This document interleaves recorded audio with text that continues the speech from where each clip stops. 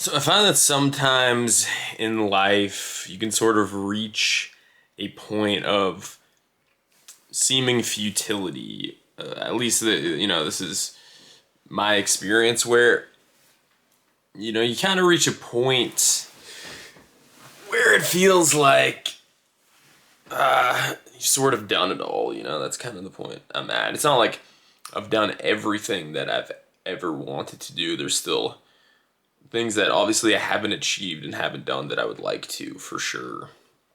Specifically with things like music and film and my art and stuff like that. And with my self-development, coaching and all that. But deep down, I know it's not going to give me any like ultimate fulfillment. Because that's the thing is, I think, I'm approaching 30 now. And I think when we're young, we can create this idea that in the future, we're gonna have everything figured out. We're gonna have everything, like all our ducks will be in a row.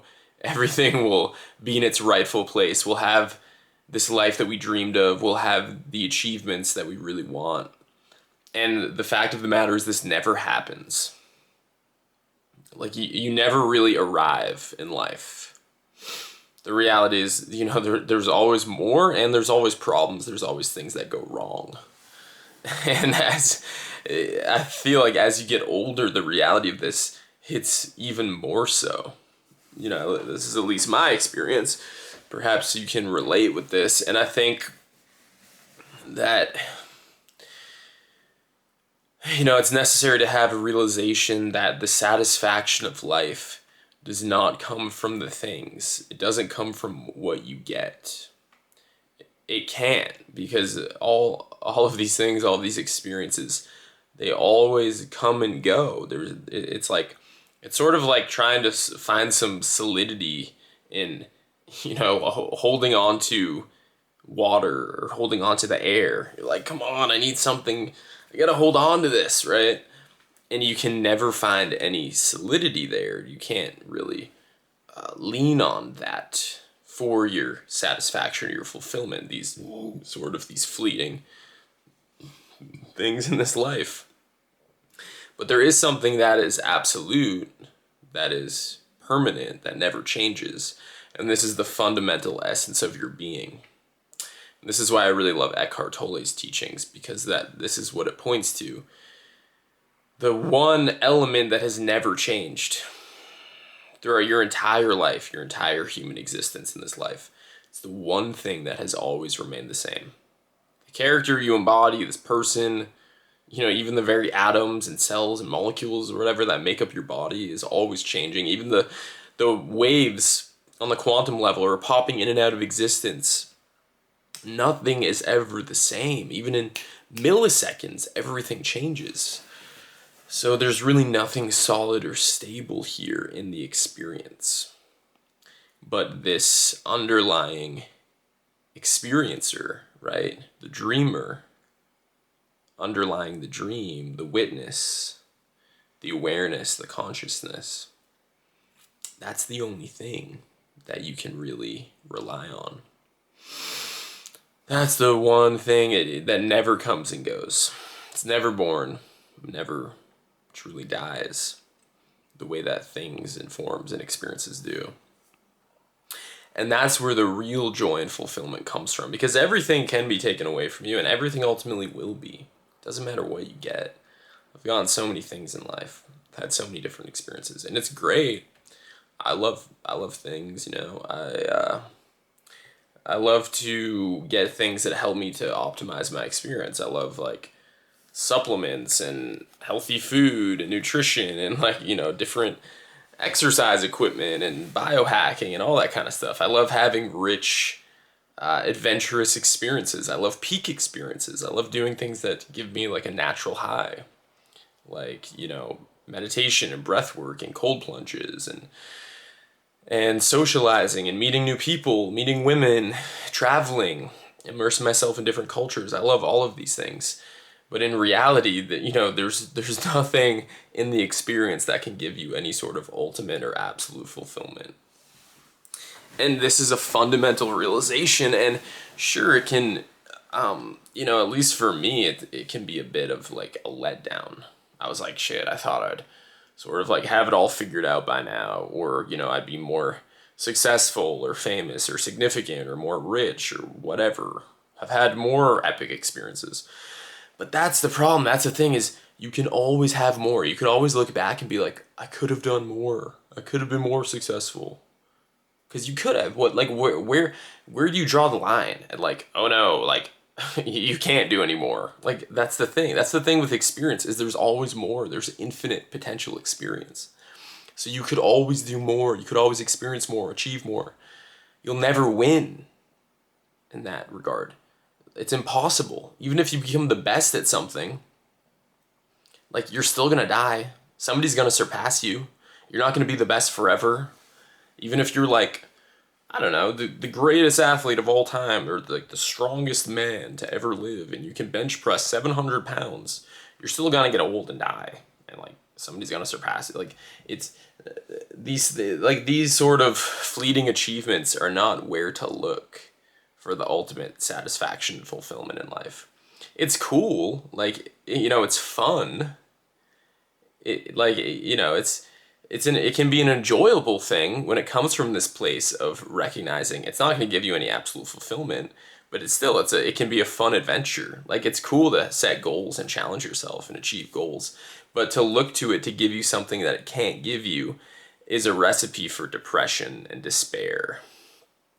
And I have realized that in my life. So it's an interesting thing to balance this with still being motivated and still having ambition and still having that drive to achieve goals. When you realize it's not going to give you any sort of ultimate fulfillment or satisfaction, the question becomes like, okay, then how do you still have that drive and motivation to achieve and accomplish?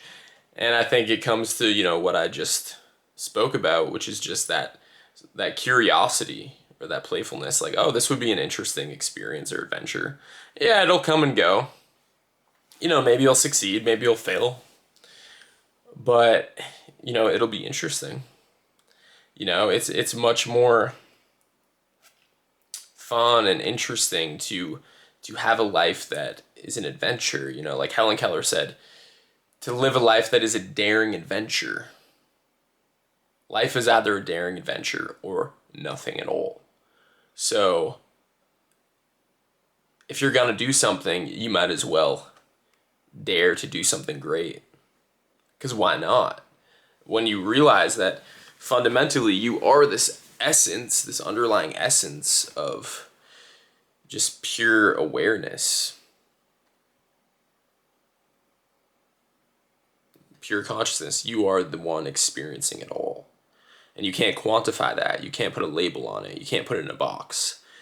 If you are that, nothing could ever take that away from you. No matter what you go through, whether you're going through the depths of absolute hell or the heights of heaven, that is the one element that is forever the same. It cannot ever change. It's not possible, no matter what happens on the experiential level. So knowing that, it's like, why not dare to achieve greatness? Why not go on an enthralling, epic, compelling adventure? Why not? Why not just go for it, you know? You want to go talk to that pretty girl? Just go for it. You have nothing to lose because you lose it all in the end anyway. You know, why not dare to live your purpose, achieve your dream career, whatever it is that you want to do. You want to be an artist, you want to be a musician, an actor, filmmaker, whatever it is you want to do. Why not? Why not go for it? You have nothing to lose. That's the thing. If you truly believe that you can get this life perfect and you can achieve some sort of ultimate fulfillment through the experience, if that's what you fundamentally believe, then it's a very scary thing to take risks and to go for it. It's like, oh, what if this is the wrong move and I don't get it perfect and I don't achieve the ultimate fulfillment? But the reality is, no matter what you fucking do, you will never get the ultimate fulfillment. It does not exist. You either find it now and you access it through that state of just being and knowing that you are the life that animates everything. You either find it there or you don't find it at all, because there is no future. There's no point in the hypothetical future where you're going to find it. It doesn't exist. You can't do it. And I've fallen into this trap. God knows I've fallen deep, deep into this trap because, I've had so many epic dreams and visions for my life and what I should do and what I could do. And I've put so many things off and I've procrastinated and I've gotten caught up in a bunch of BS and wasted my time and energy and made plenty of mistakes and given into vices and different addictive patterns and distractions. And, God knows I've done all this crap and wasted a lot of time. But again, ultimately, is there really any waste? You are the eternal life, the eternal consciousness, the one, whatever you are ultimately one with God, one with the truth. So you can't really get it wrong. And that doesn't mean you shouldn't strive to be better. It doesn't mean you shouldn't strive to do better for yourself and for other people. Strive to really actualize your greatest potential. Of course you should. What else is there to do? To me, that's the most compelling thing to do. But at the same time, whether you achieve it or not doesn't really ultimately matter. You already are all achievement that could ever possibly be. That is who you are fundamentally. Any potential of anything that could happen or ever exist, that's who you are fundamentally. So coming from that standpoint, yes, have fun, play, have fun with the adventure of life, try different things, seek to achieve epicness, greatness, dare to achieve, things beyond your wildest imagination. Go for it. Why not? Because ultimately you have nothing to lose and you already contain it all. You already have all that you could ever possibly need to thrive and to be yourself fully. You are that. Nothing can ever give you that and nothing can ever take it away. And with that, I love you all. Peace.